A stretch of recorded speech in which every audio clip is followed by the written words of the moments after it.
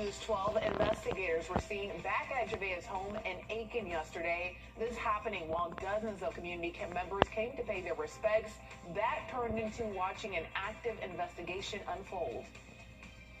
And we're getting a closer look at back to school season, and the Salvation Army is asking for your help. Learn how you can help the 15 families who rely on the Center of Hope for their back to school shopping. We've got those stories and much more just ahead. But first, good morning. Thanks for joining us on this Wednesday. I'm Nick Proto. And I'm Ashley Jones. Thank you so much for waking up with us here on News 12 this morning. Now streaming live on WRDW+. Well, that time now is 6 a.m. Let's go ahead and get you weather ready for the day. First Alert meteorologist Emily Axton standing by. Hey, Emily. Hello, good morning. We are having a warm start to our Wednesday, and this looks to be the hottest day out of the next 7. So bad news for us today, good news that this, once we get it over with, will be cooling off a little bit, at least cooling off from July standards. But upper 70s at the moment. We're seeing dry conditions across the CSRA, and this is what we can expect to see throughout the day today. But once we get into the afternoon, there's always that 20% chance of an isolated shower.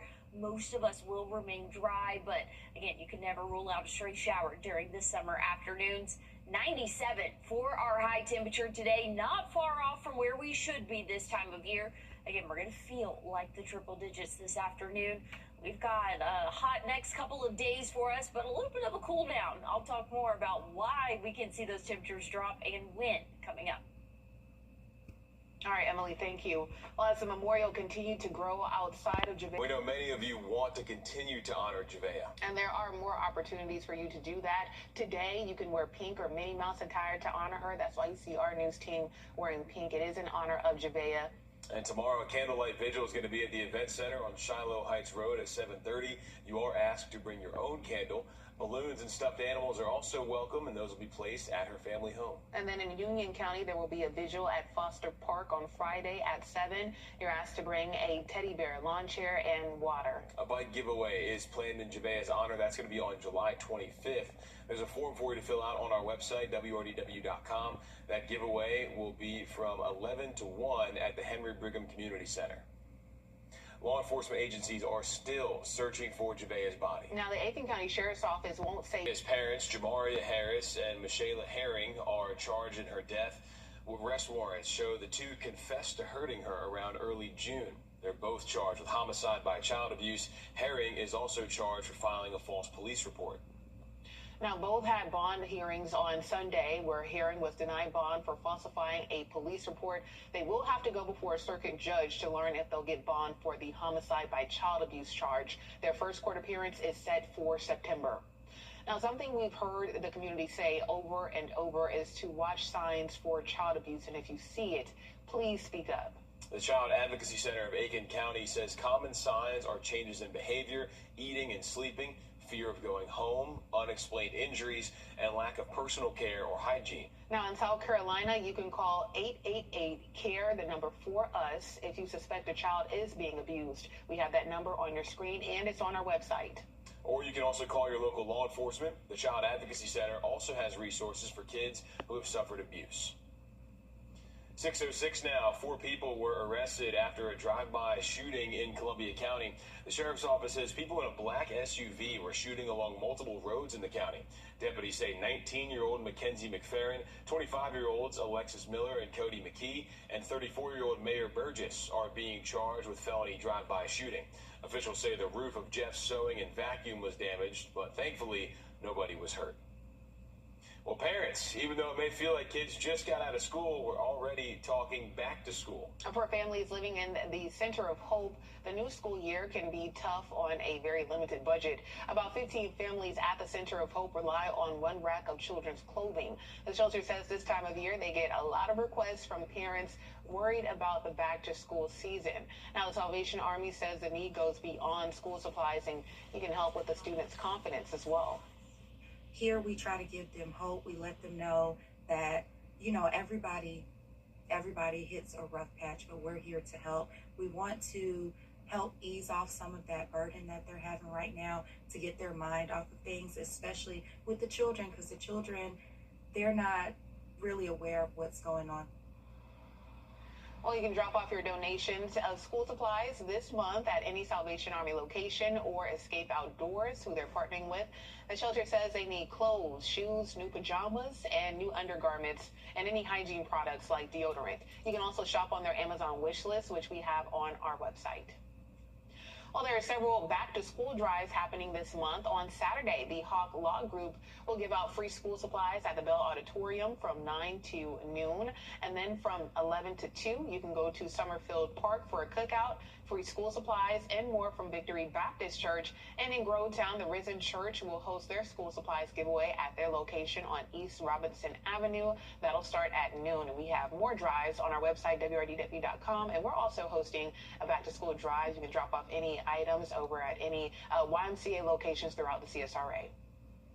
Well, South Carolina's tax-free weekend has been announced. This year's will be August 7th through the 9th, and you can buy in-store, online, but it is recommended that you check with the store about any online offerings. School supplies, computers, and tech, clothing and footwear, and certain bed and bath items are eligible for tax-free weekend.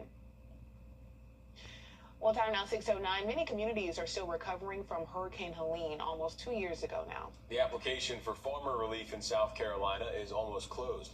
That application closes on Saturday. The Department of Agriculture says farmers and forest landowners who had losses from Hurricane Helene are eligible for the Disaster Relief Block Grant.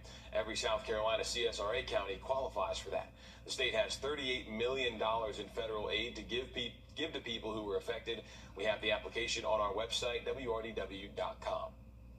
If you want to make your voice heard about the proposed plutonium pit production at Riverside. Well, still ahead, a new South Carolina law cracks down on squatting and speeds up evictions, while property owners are celebrating and tenant advocates are worried. Emily? And we're going to see an uptick in rain chances throughout the end of our 7-day forecast. I'll have a look at when we can expect those showers to start coming up. And as we head to break, giving you a live look over downtown Augusta, 10 after 6 the time. We'll be right back. When you're injured on the job, you need more than just a work. Season in South Carolina is having a successful year so far. More than 6,000 nests have been reported, already passing last year's total. If you head to a beach, keep an eye out while walking around at night. You're asked to not use any flashlights or surround the turtles. Those nests are expected to hatch in the next coming weeks here. Well, they say about 60% of nests are successful in South Carolina. Emily, I mean, that's pretty interesting there. That's great news. Yeah. A lot of turtles. Well, it says only 60%. I need it to be higher than 100, right? I need to be 100%. That's right. But they've got more nests this year, so that's good. That's true. Yeah. So higher, you know, yeah. Yeah. So that's good. How about those turtles? Save them. No straws. Please. All right. Save our turtles.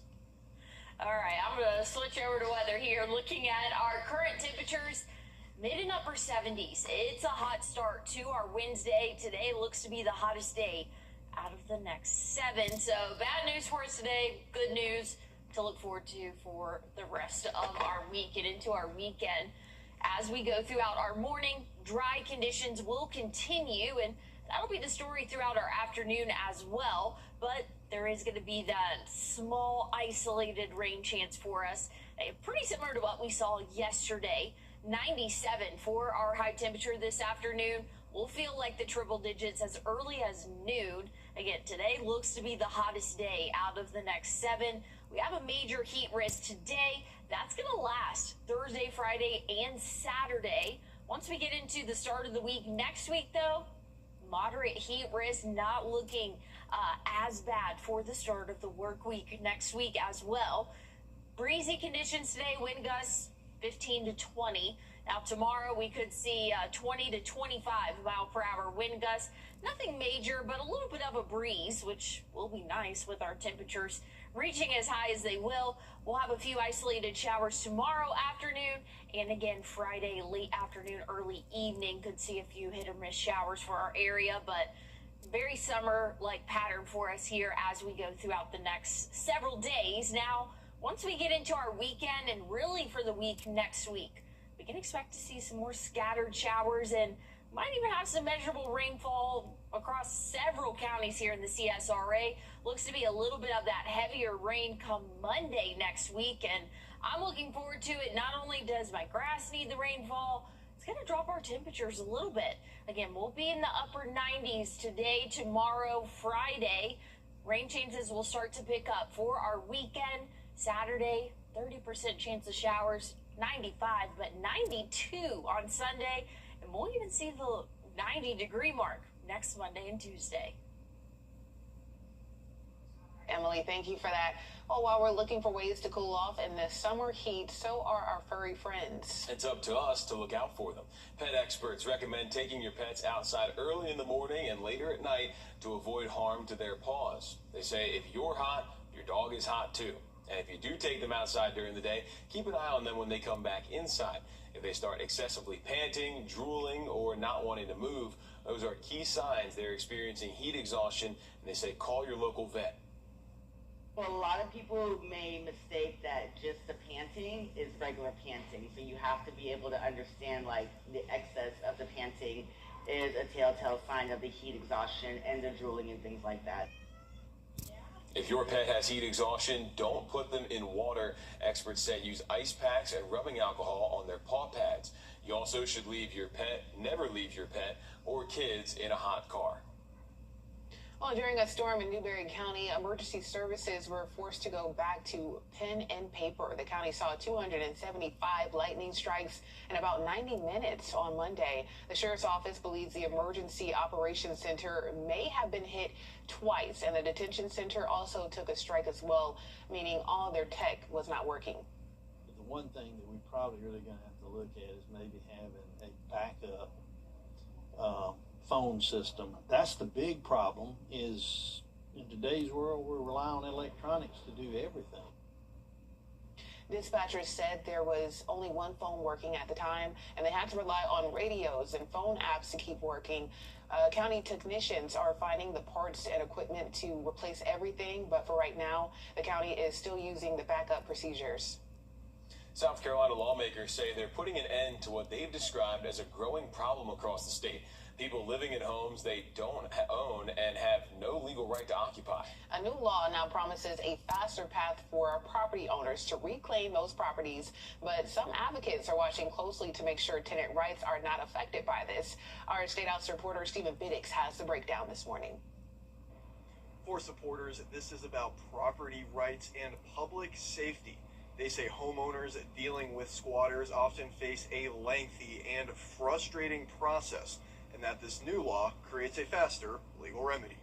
I think the days of squatters being allowed to hijack a piece of property are over. A new law gives property owners. But the one thing that we probably really going to have to look at is maybe having a backup phone system. That's the big problem. Is in today's world we rely on electronics to do everything. Dispatchers said there was only one phone working at the time, and they had to rely on radios and phone apps to keep working. County technicians are finding the parts and equipment to replace everything, but for right now, the county is still using the backup procedures. South Carolina lawmakers say they're putting an end to what they've described as a growing problem across the state.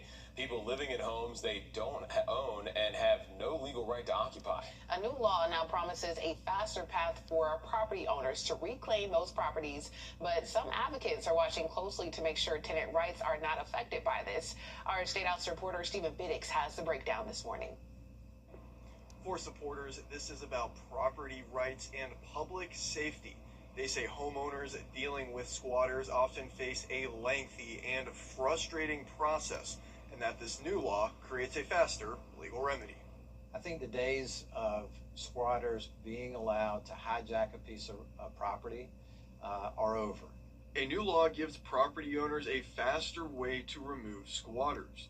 Speaker of the House Merle Smith and the South Carolina Association of Realtors says it creates a new court process, one that can get an owner in front of a judge within 24 hours. If you're the rightful owner of a house and someone is in your property and refuses to vacate, then you can go to the magistrate's court. You can get an immediate ejection order on a temporary basis. The new law allows the landowner to protect their property. there's specific steps that are expedited. They can go to law enforcement. They don't need to take matters into their own hands. It can become very dangerous in those situations. The law also changes the eviction appeals process. Currently, tenants can stay in a home while appealing an eviction. Under the new law, they must pay rent or leave the property while the appeal plays out. They have to either pay the rent or they have to vacate the property. So you can't drag it on for 2 or 3 years in the appellate process any longer. And that was an abuse that we were seeing routinely around the state. Sue Berkowitz with South Carolina Appleseed Legal Justice Center says she understands the law, but wants to make sure landlords don't abuse it. She notes the law still protects tenants with valid leases under South Carolina's landlord-tenant rules.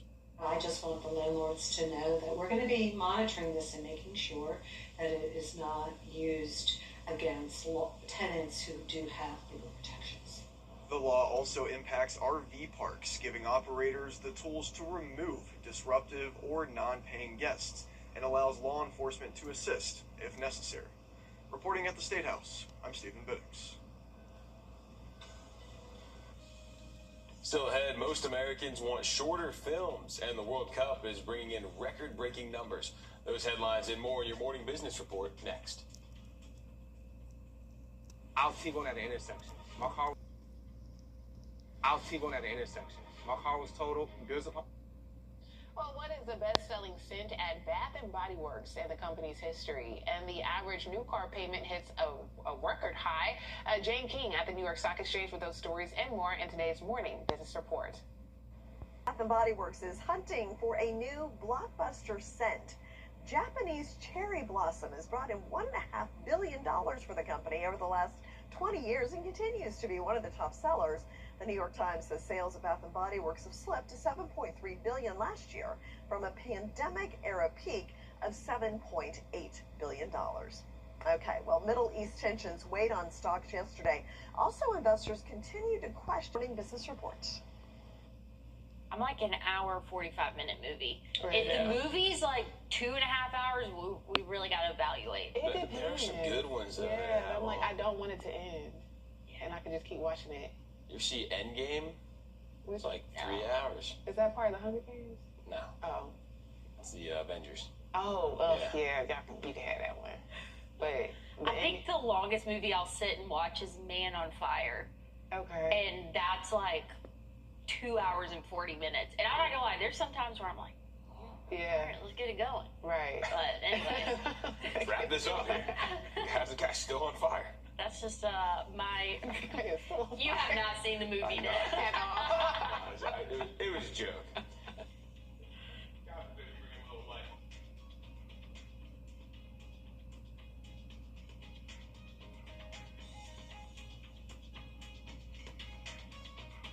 Hi, folks, this is Sam. And yes, I'm still.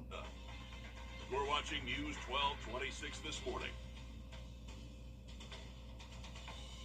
Well, now at News 12, the coroner's office joined investigators at Javicia Harris's home in Aiken. Dozens of people watched on and the memorial grew for that little girl.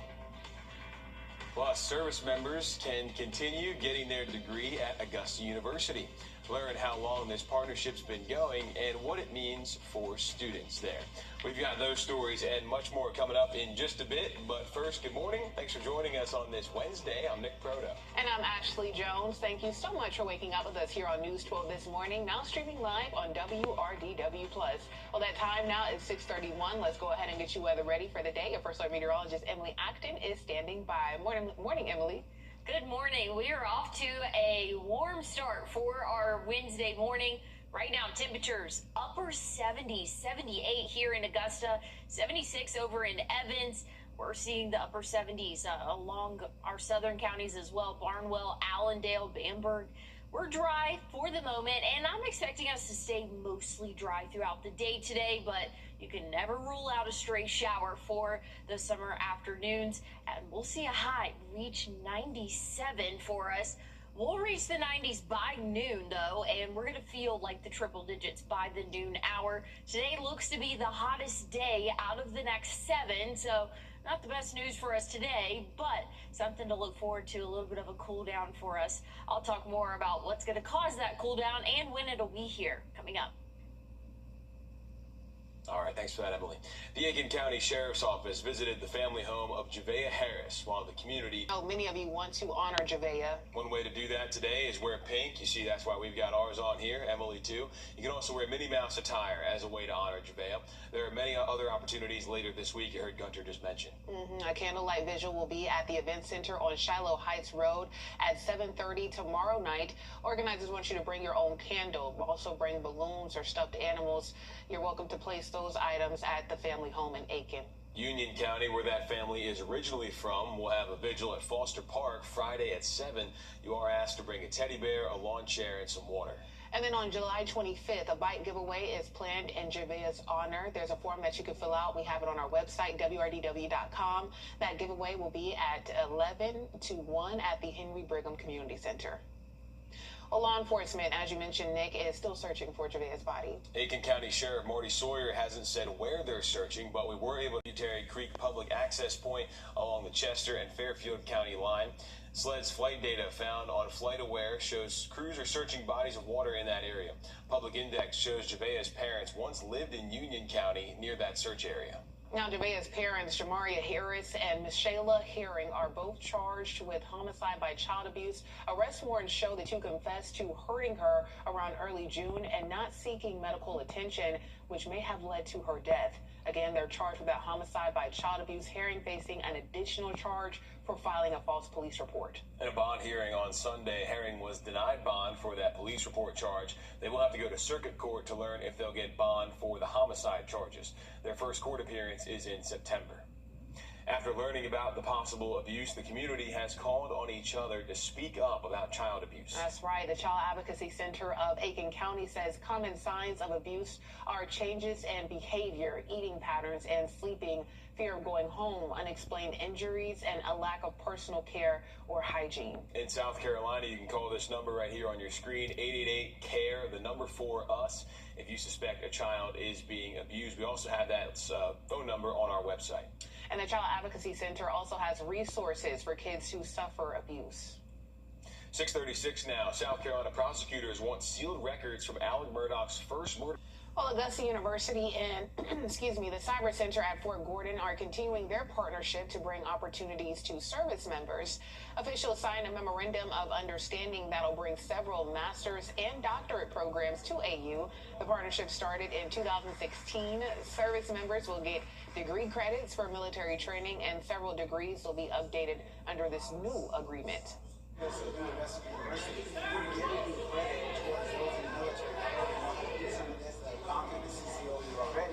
So by encouraging them, giving them credit, encouraging them, hey, come further your degree plans, come further your knowledge.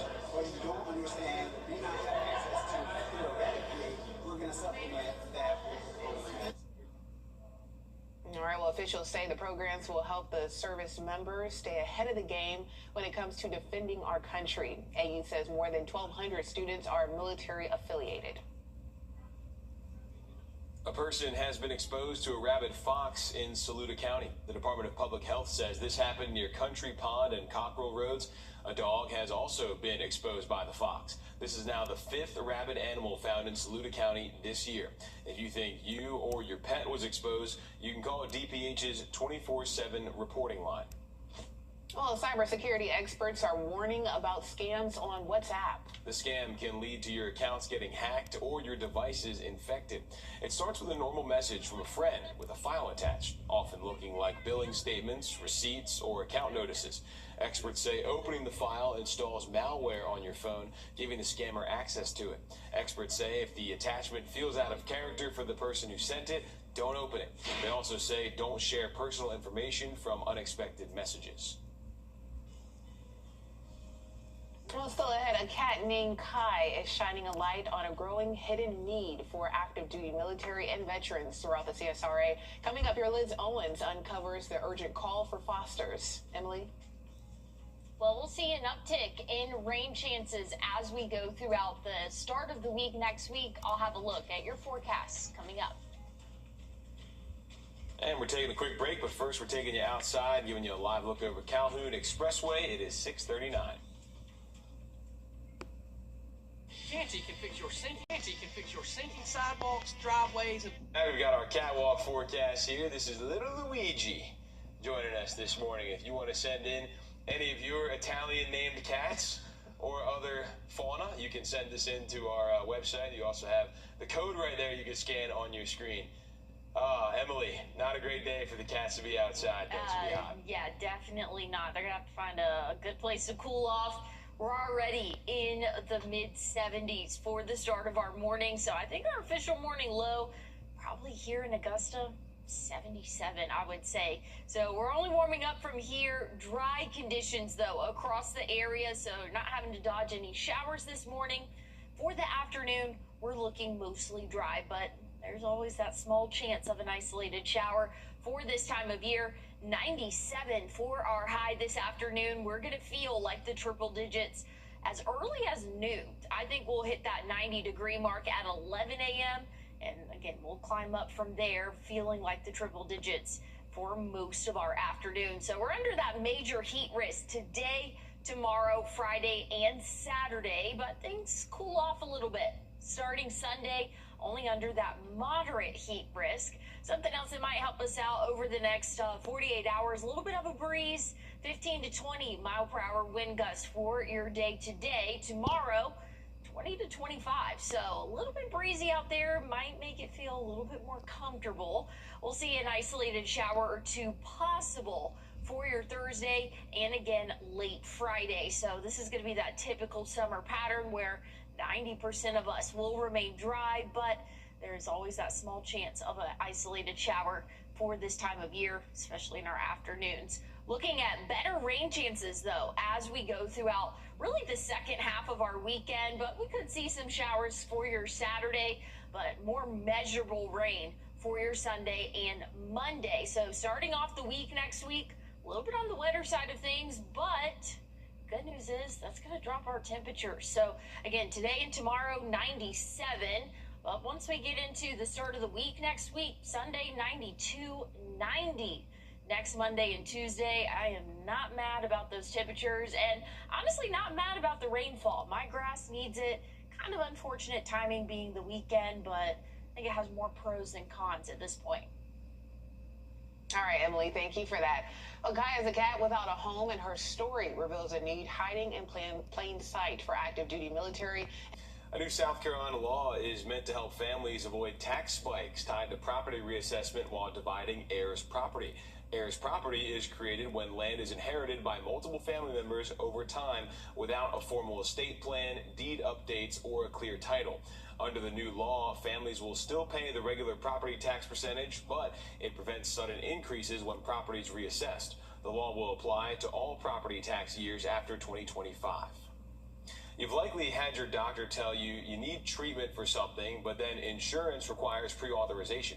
Well, families in Georgia are calling on lawmakers to put a stop to insurers delaying care. Patients and doctors warn software and automation can speed up denials and slow down care. Well, Georgia lawmakers just passed new limits saying insurers can't let AI be the only decider. Georgia already requires insurers to report prior authorization data, but the Georgia Hospital Association says the balance still feels off and say insurers are still calling the shots, not the doctors. A robot, an AI, a bot, is making those life and death decisions.